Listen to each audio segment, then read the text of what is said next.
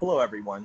Today, our group will be talking to you about drug abuse and the organization Partnership for Drug-Free Kids. Drug overdoses affect everyone. The next victim could be your son, daughter, mother, father, friends, or other significant family member. Life's extinguished with the push of a syringe, people that you can never see again in this life. In 2017, the overdoses that happened right here in the Mahoning Valley were at an all-time high of 1,241, making the odds even greater that one of the persons mentioned above will fall victim next.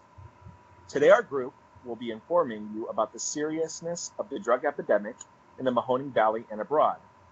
We will also show information about the organization Partnership for Drug-Free Kids that's trying to curb drug addiction before it even starts. This is a problem that affects everyone, regardless of social status, wealth, race, and other characteristics.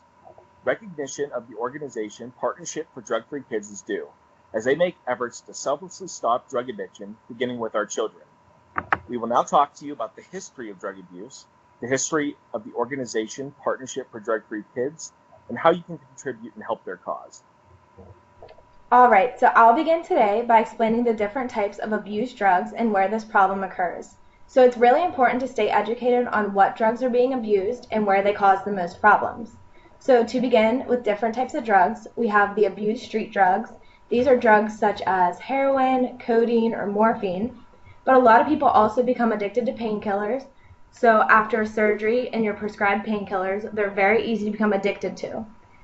This problem occurs all over the United States, from West Virginia, Montana, even down to New Mexico. But today we have chosen to focus on drug abuse rates in the Mahoning County and Youngstown area.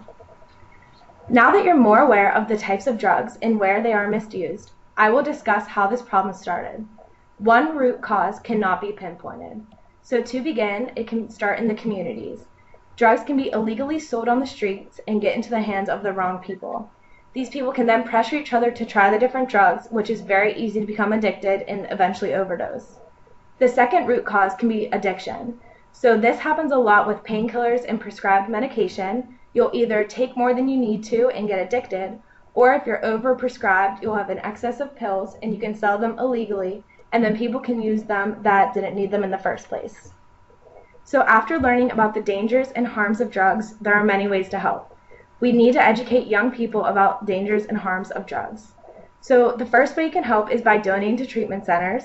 They will provide the care the victim needs to break free from addiction. They'll also advertise their service to the community and against drugs to get the word out. The second way you can help is by becoming a parent coach. A parent coach acts as a social media ambassador against drugs, and they help guide the family struggling with addiction through the journey by offering advice and support. Now that we have mentioned some ways to help, I would like to introduce a specific organization that deals with drug abuse and some of their other philosophies and goals. The organization that we chose to highlight is Partnership for Drug-Free Kids.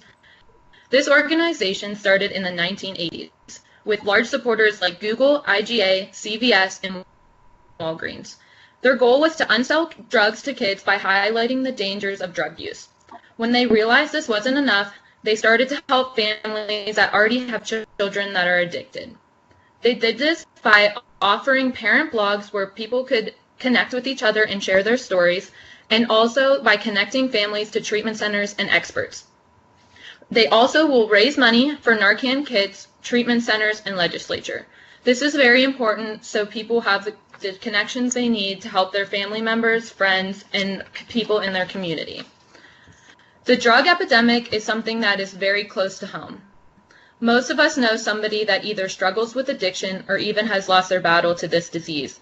The need to spread education on the dangers of drugs and stories of personal struggles to our next generation is imperative. There are many organizations in the community that you can get involved in to help this serious cause. I hope that our speech helped point out the severity of the drug epidemic in our community, how these addictions can begin, and how you can help. Thank you.